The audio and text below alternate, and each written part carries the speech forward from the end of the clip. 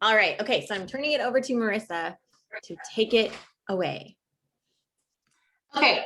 So basically what we wanted to do was share today and sort of create like this video and record it so that we could share it with other people, because what we're finding is as we are growing, we are getting other people that are loving their products or that are interested in the business, and we're having to pull from different things to help them get started. Like, what should be their first things be that they do when you want to get started? And so this kind of works twofold. It could be for you personally, like when you are getting started, and it can also be something that you share with anyone that wants to share that's under you.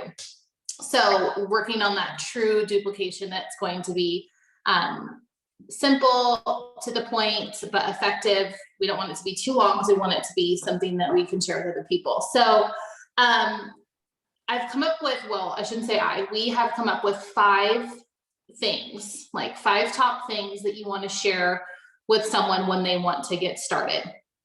And I think that they kind of go in this order as well. So the first thing when someone wants to get started with sharing the business is you want to be able to talk with them about their why. And this is really important because when you are sharing something, if you don't have belief in it, or if you don't feel strong about what it is that you're sharing, that's going to come across to the people that you are sharing with. And you don't want that, right? Because you want to come across with enthusiasm and belief. And even if you don't have a story yet, maybe your belief comes from what you know the potential is with the business. So really working on your why, with why you want to share, what is the purpose in doing it. And we've done like the deep dig with the why before. So it could be something that you work on with whoever it is that wants to share one-on-one with them, if need be. So why is it important for you to share? Do you want to help other people? Are you looking for a side business? Maybe it's a combination of both.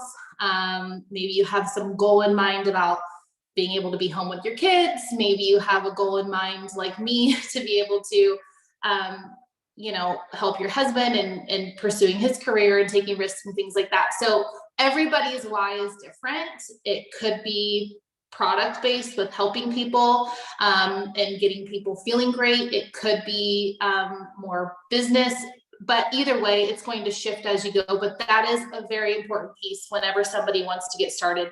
Why do they want to do it? Why are they choosing Plexus over something else? So that would be the first step. The second step that I would encourage you to do is to generate a list. Now, we have all done before, like lists of 100. I think it's important to always sort of have a list of 100 evolving. When you first get started, 100 might be a lot, but so you could start with 50. And there are different ways that you can do this. It's going to be important to work with your upline to help generate, like do one of those memory joggers to help you come up with the 50 people. So it could be family, friends, acquaintances, coworkers, your kids' teachers, your kids, soccer coach, your kids' friends, parents, like whoever it is, do one of those memory joggers, and you can find them all over. But to help you generate a list of 50, it's important to have in mind some of the people that you want to share with. There are going to be like some people immediately that come to mind, whether it's products or business. And I think it's important to sort of have the list and mark on there. Like when I make my list, I star the people next to it that are on the list because of business reasons, because I think that they're going to be great for the business. I think that they would do really well with sharing. They can connect with people, whatever it is. Or you might have people on your list that you just know struggle with things, struggle with migraines, weight loss, IBS, PCOS, whatever it is. You might have people on your list for that. So there's multiple reasons why you would have people on your list, but it's important to have a list. And it's important to have a list because of the next couple steps that come around. You want to know who it is that you're talking to, when, you go make your first post. So that's going to be the third thing that you do. So you have your why, you're going to generate your list, and then you're going to make your first post. On Choose Joy, there are a couple different posts on there that will be really important for you to tag the person in that wants to share, because it breaks down exactly how to do a first post. I always have anyone that does a first post that's working with me, that is one of my ambassadors, send me a draft of their first post before they post it, because there's a couple things that you want to make sure that they do.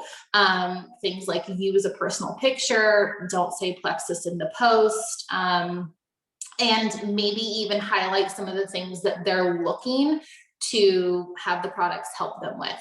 Or maybe it's somebody that's been using the products for a while, and they could put in their first post what they have noticed.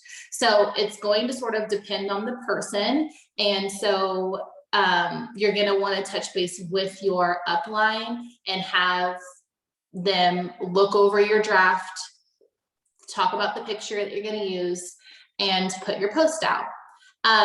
So that's the third thing, is making your first post and tagging the person in Choose Joy on, you don't want to overwhelm them and tag them in a bunch of things, but there are two posts in there in particular that are really good for helping people break down how to do a first post.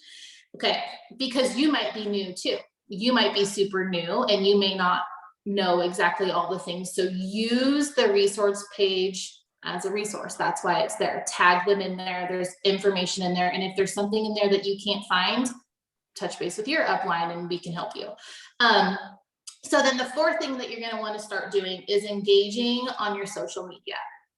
This is important because if you are somebody that is not active on your social media, you're going to want to start being more active with your social media. And the cool thing is if you already have your list of 50 people, you already have in mind the people that you want to engage with, because the people that you engage with are going to see your posts. So even before you make your first post, even if you're not active on social media, you can get active. That just means liking and commenting and engaging with the people that follow you. Maybe go check out their stories and see what they're up to lately, send them little notes in there. But engaging on your social media is going to be super important, because if you're not, then not a lot of people are going to see your post. So engaging with them and building relationships. Okay, you don't want to just like all of a sudden pop in on someone's inbox that you haven't talked to in forever. I mean, you can, and sometimes that works, but a lot of times this is really the business of building relationships. They're going to want to see, you know, your commitment to what you're doing and your credibility before you're just popping in on their inbox saying, hey, like, come do this thing with me. So building relationships is really important. Then the fifth thing that you're going to do is schedule an event. So this is when you're going to contact your upline and you guys are going to work together to schedule something that works for both of your schedules, and schedule it out a little bit, like a few days, so that it gives you time to send some invites. You want to personally invite the people that are on your list. So that's why that list is so important. You're going to go back to that list, so you're not just like starting blank and scrolling through and not knowing what to do. You're going to go use that list and you're going to reach out to those people and let them know that you are having an event. And there's verbiage that your upline can help you with in sending a message to invite, but that inviting piece is going to be crucial. So your event, there's two different events that we've been doing. And so it would just come down to timing and what kind of event that you want to do.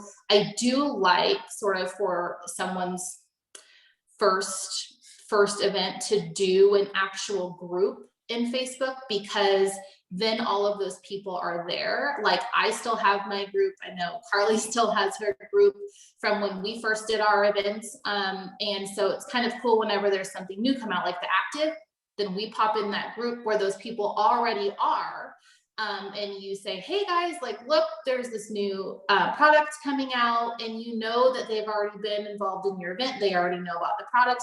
Most of them, at least my event, are already now ambassadors, but it's a place too where those people are, they can go invite their friends and say, hey, come check out this group that I've been in and learn about the product, because everything's already in there. The event has already been ran, and it's super easy because we already have all the content for you. You would just schedule it. And so you can do it in a group on Facebook. Now there's other groups, there's other events we've been doing that are chats that are a little bit different. It's quick 15 minutes. That would probably be something that I would suggest you did later on. So those are the 5 things. I'll say them again. Generate your why. Why do you want to do this? Make a list of 50 people. Make a first post and engage on your social media to start building some relationships, and then schedule your event. And you would have a solid start to your business. That's it.